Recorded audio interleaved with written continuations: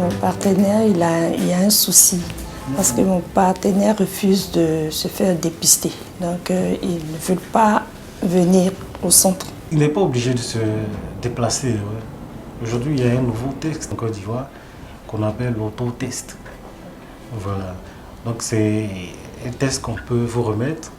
Comme ça, vous allez lui donner à la maison. Un des enjeux du projet Atlas, il est de développer avec chaque pays, donc ministère de la Santé, mais aussi société civile, des stratégies adaptées pour de la distribution, notamment secondaire, c'est-à-dire en remettant à des personnes des autotests pour qu'elles-mêmes les remettent à des personnes autour d'elles qui potentiellement ne connaîtraient pas leur statut. On voit plus la dispensation secondaire qui est plus vraiment mise en avant, c'est-à-dire une fille, une fois dépistée, quand on lui propose l'autotest pour son boyfriend, son partenaire sexuel régulier, elle accepte et après elle nous redemande pour pouvoir distribuer à ses clients. Vous avez une distribution primaire et ensuite une distribution secondaire. Par exemple, l'homme qui a des rapports sexuels avec des hommes, il recevra un autotest et ensuite il va le redistribuer à son partenaire,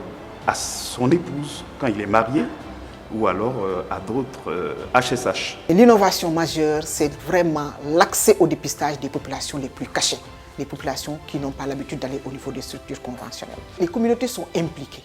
Nous avons les associations, nous avons aussi les associations de professionnels de sexe, d'hommes ayant des relations sexuelles avec des hommes. L'autotest, on le fait avec la distribution secondaire.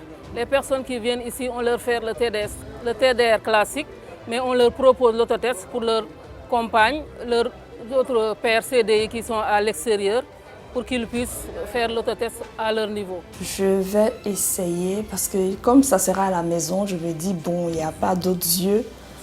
Donc, bon, je me dis qu'il va accepter.